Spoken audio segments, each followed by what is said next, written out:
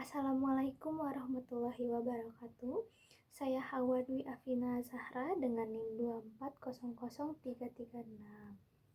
Saya mengerjakan evaluasi tugas masa depan dalam mata kuliah desain dan pemrograman berorientasi objek. Untuk keberkahannya, maka saya tidak melakukan kecurangan seperti yang telah dispesifikasikan. Amin. Saya akan mempresentasikan proyek game berjudul Hide and Seek the Challenge. Game ini dikembangkan menggunakan bahasa Java dengan library Java Swing, serta menerapkan arsitektur MVVM. Nah, sekarang kita jalankan programnya.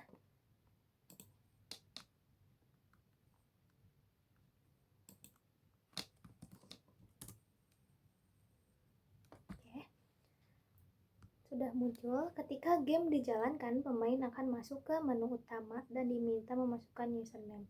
Program akan mengecek apakah username tersebut sudah ada di database atau belum. Jika username baru, pemain harus memasukkan username terlebih dahulu untuk bermain dan tidak mendapatkan peluru.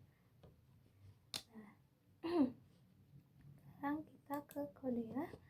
Untuk mengetahui get user data. Get user data ini tuh digunakan untuk kalau username lama, jumlah peluru akan melanjutkan sisa peluru dari permainan sebelumnya, bukan direset. Artinya, game ini tuh bukan hanya nyimpen skor, tetapi juga status sumber daya pemain. Sehingga pemain harus berhati-hati dalam menggunakan peluru karena konsekuensinya terbawa ke sesi berikutnya. Jadi get user data ini tuh buat ngambil data dari si T-benefit itu. Lalu kita main gamenya. Kita masukin username baru.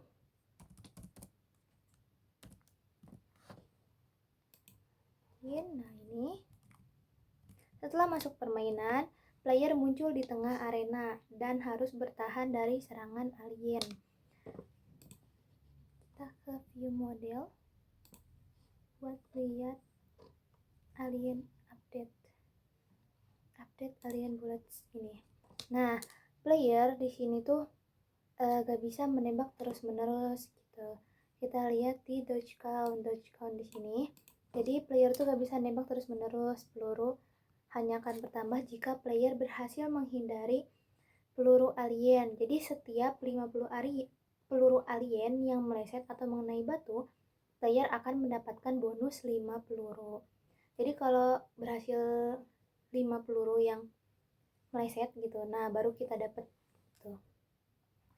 Terus di sini juga ada objek batu. Nah, objek batu ini sebagai penghalang antara player dan alien. Batu ini bisa melindungi player, tetapi bersifat destruktif. Jika terkena tembakan alien secara berulang, batu akan hancur. Tuh. Lalu kita lihat ke start round.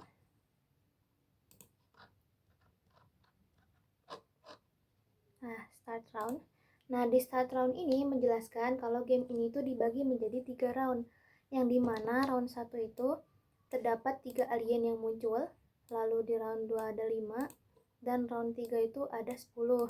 Jadi, tingkat kesulitan meningkat secara bertahap dengan skor maksimum yang dapat dicapai adalah 380.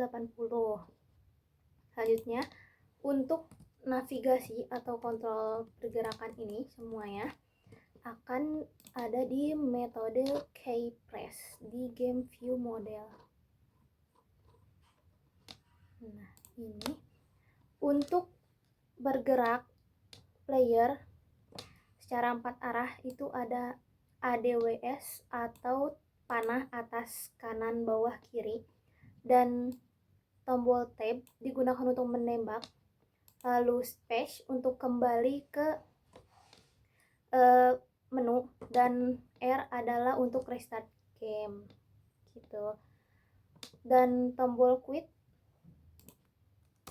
pada menu digunakan untuk keluar dari game. Selanjutnya saya akan menjelaskan mengenai arsitektur pemrograman. Pada game ini saya menggunakan pola MVVM, yang dimana MVVM itu dibagi menjadi 3, ada model, view, dan view model. Nah, model ini berisi kelas seperti player, alien, rock, serta benefit table, lalu ada DB. Nah, kelas ini menangani seluruh interaksi database sehingga lokasi SQL tidak mencemari view model. Benefit table ini untuk menangani seluruh interaksi database.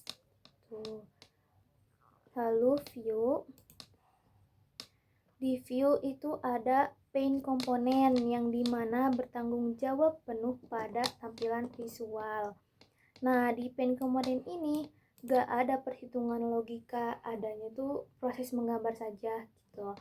Lalu kita ke view model. Di view model ada game view model yang dimana menjadi pusat logika permainan gitu. Mulai dari pergerakan, tabrakan, hingga pengelolaan state game. View model ini sebagai penghubung antara view dan model, karena view dan model tidak bisa berhubungan secara langsung. Nah, untuk animasinya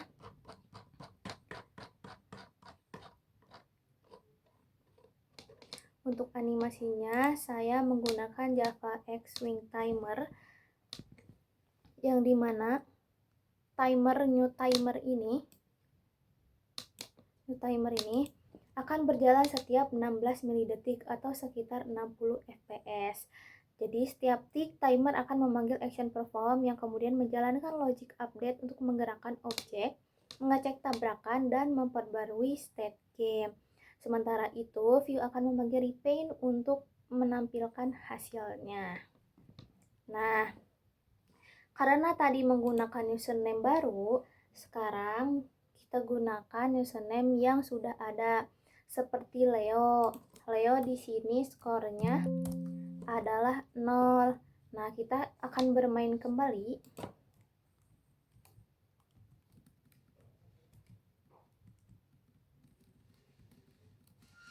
Nah, sekarang skor gamenya 10. Kita lihat di sini.